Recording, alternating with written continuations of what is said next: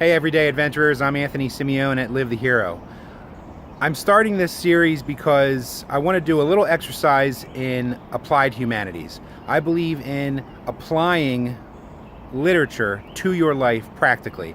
I believe that too many of us consume literature and the classics and things like that just as another sort of escapism, just as another kind of, oh, I've read that and now I'm a little wiser somehow, I don't really know. That made me smarter somehow. I'm not sure how, but I'm sure it did. But what I want to do is this week, I want to take a specific poem and I want to walk us all through it week by week, taking a section of the poem and applying it to your life somehow, to be consciously, mindfully applying the lesson therein during the week, to practice it and to turn it into a habit, hopefully.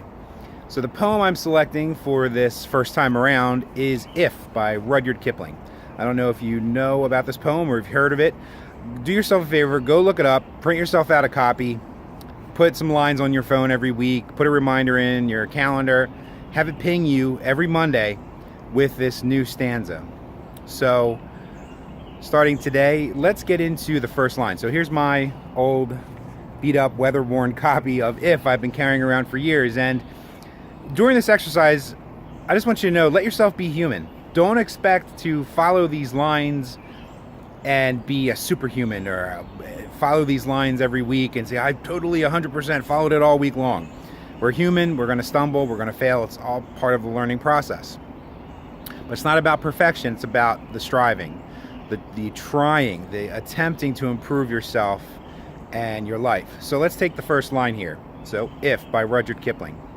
If you can keep your head when all about you are losing theirs and blaming it on you. Think about how many times that's happened in your life. Have you ever been in a situation where you were the calm one, where you kept your head in a difficult situation? I've worked in proposals for a long time in my life, and deadline, when they use the word deadline, it really makes you want to be dead. It can be so stressful, and if you're working with a team of people to fulfill a deadline for a client, it can make you want to die with all the stress. And there can be a lot of blame game going on towards the end if things don't go right. There can be a lot of he said, she said, it's your fault that this thing didn't happen right, etc., etc. So the sign of a mature person, according to literature and specifically Kipling, is if when you're in a situation that's high pressure, if you can keep your head, keep a solution mindset, don't fall to the sorts of blame game or panic or hopelessness or despair or nihilism, whatever you want to call it. Don't fall for that urge that we all have deep down. All of us want to give up at some point in time. All of us want to quit. All of us want to blame others a lot for our problems.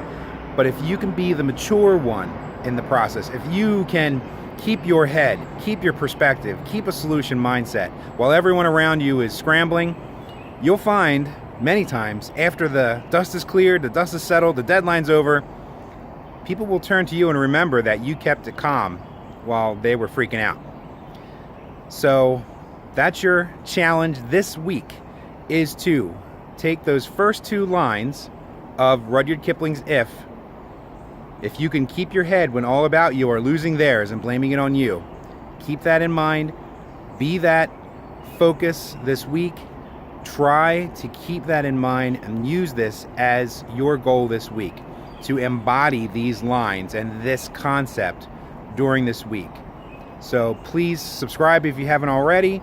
Please share this video with others who might want to get in on this challenge. This challenge is probably going to go on for at least a month or so, and get people involved in this similar quest that you're going on to become a better everyday hero. I'm Anthony Simeone, and I'll see you soon. Thanks.